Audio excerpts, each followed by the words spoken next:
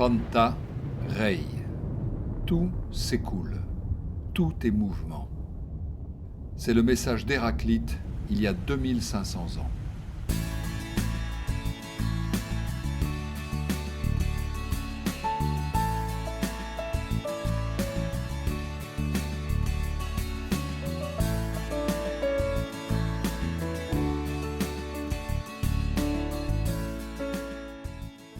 L'air qui m'entoure contient un grand nombre de molécules qui s'entrechoquent sans cesse comme des billes de billard.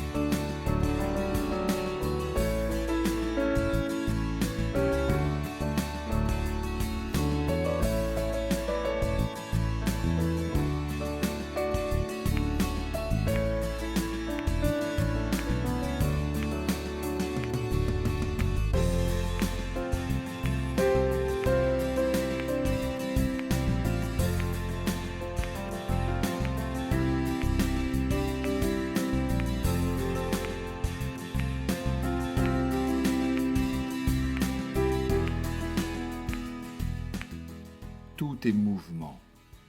Même mon rocking chair est emporté par la terre dans sa course folle. Pendant longtemps, les hommes ont observé ces mouvements et peu à peu, ils ont cherché à les prévoir. D'abord les astrologues, puis les scientifiques, et en particulier les mathématiciens. D'ailleurs, beaucoup de mathématiciens ont fabriqué des horoscopes. Prévoir le mouvement des astres et en déduire le futur. Un vieux rêve.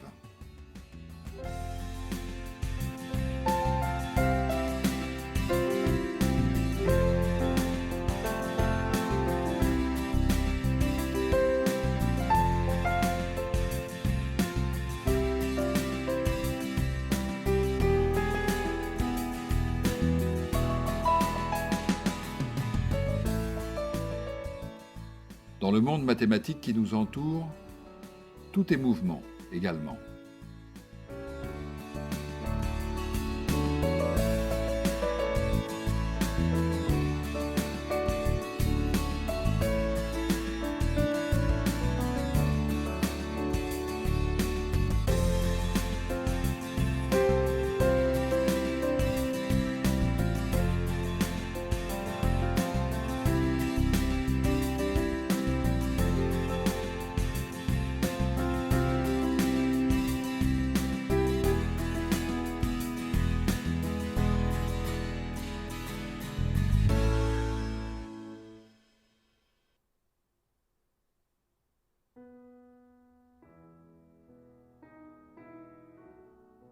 Regardez cette bille qui roule.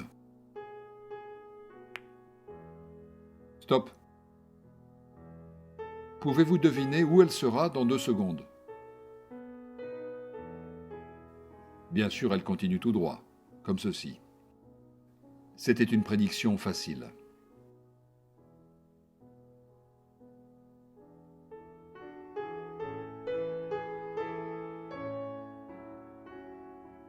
Ici, c'est un peu plus difficile. Stop. La bille va visiblement rencontrer le bord du billard. Comment va-t-elle continuer son chemin? Le mathématicien peut calculer la position future de la bille en fonction du temps. C'est déjà un succès de la science.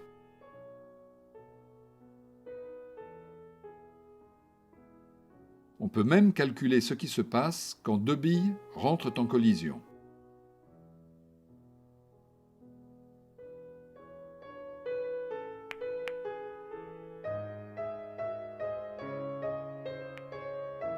Peu à peu, l'idée du déterminisme s'est imposée en science. Si je connais la situation maintenant, je devrais en principe être capable de déterminer la situation dans quelques instants.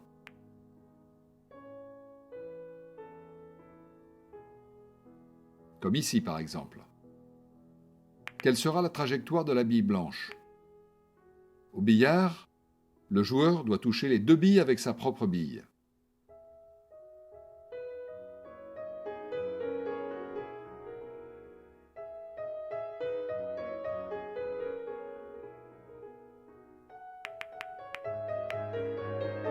Pas mal.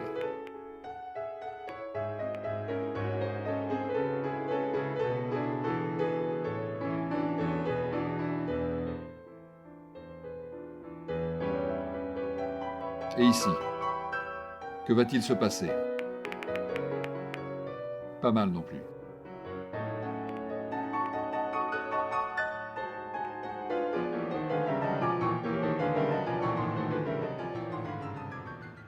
Si je lis le journal aujourd'hui, suis-je capable, en principe, de prévoir ce qui se passera dans le monde dans un mois? Trop compliqué. N'allez pas croire que ce film va vous aider à prédire l'avenir.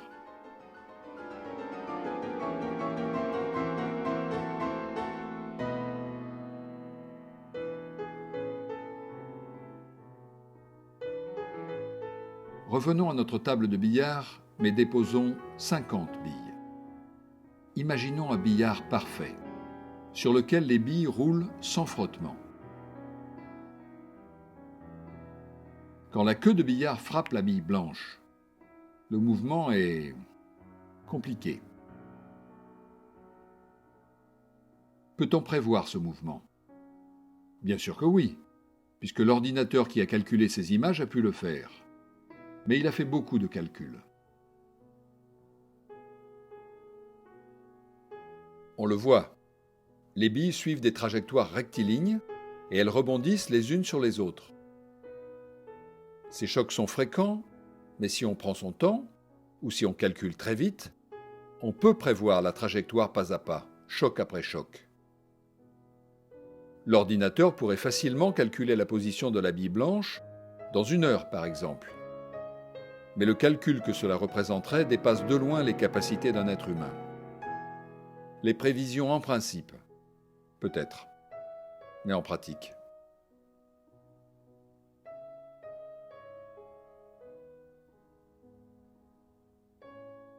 Déplaçons l'une des billes de quelques centimètres. Regardez, les 2 tables de billard sont presque identiques. Seule une bille a été légèrement déplacée. Lorsqu'on lance la bille blanche, le mouvement des 2 côtés commence de la même manière.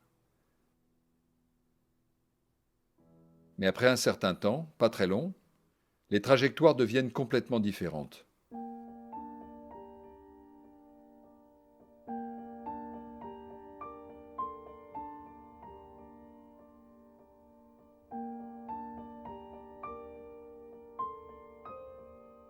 Si je veux prévoir la trajectoire future de la bille blanche, je peux le faire.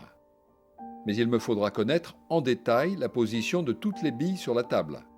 Et il y en a beaucoup. Une petite incertitude sur une bille brisera tout espoir de déterminer le futur.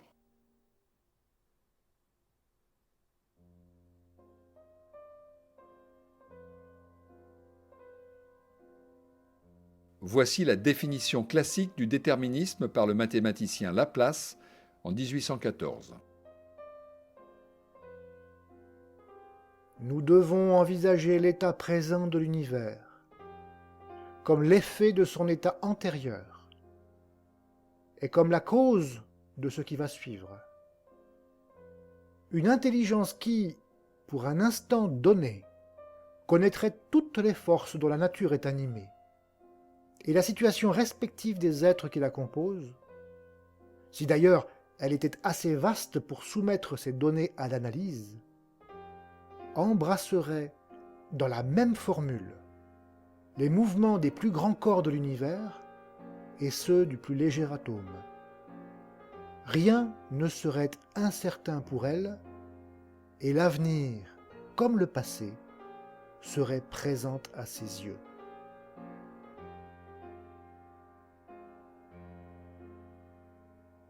Comment comprendre les mouvements des corps célestes ?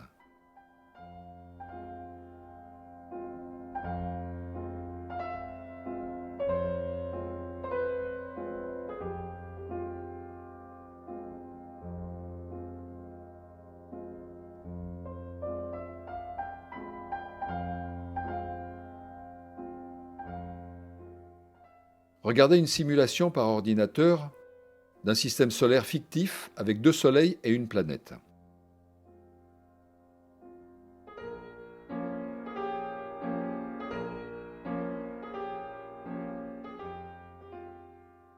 C'est un peu comme notre billard.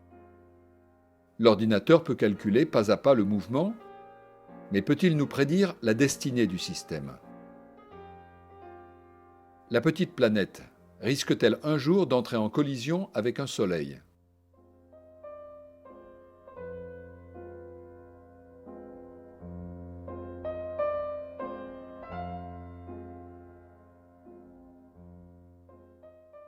Voilà. Nous pourrions prévoir l'avenir si nous avions une intelligence infinie.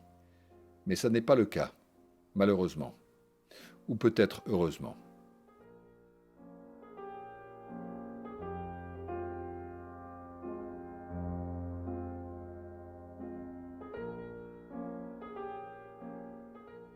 Mais alors, que peut faire le scientifique s'il ne peut pas prévoir ?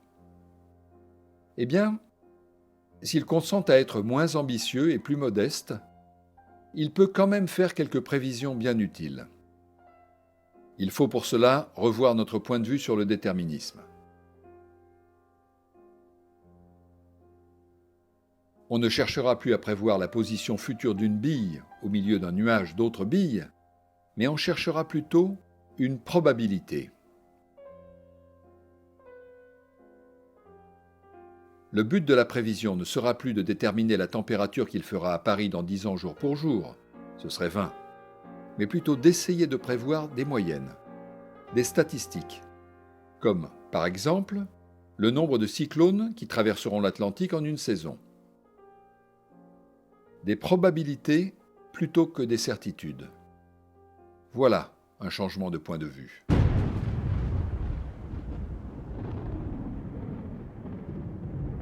Entre la théorie et la pratique, il y a tout un monde.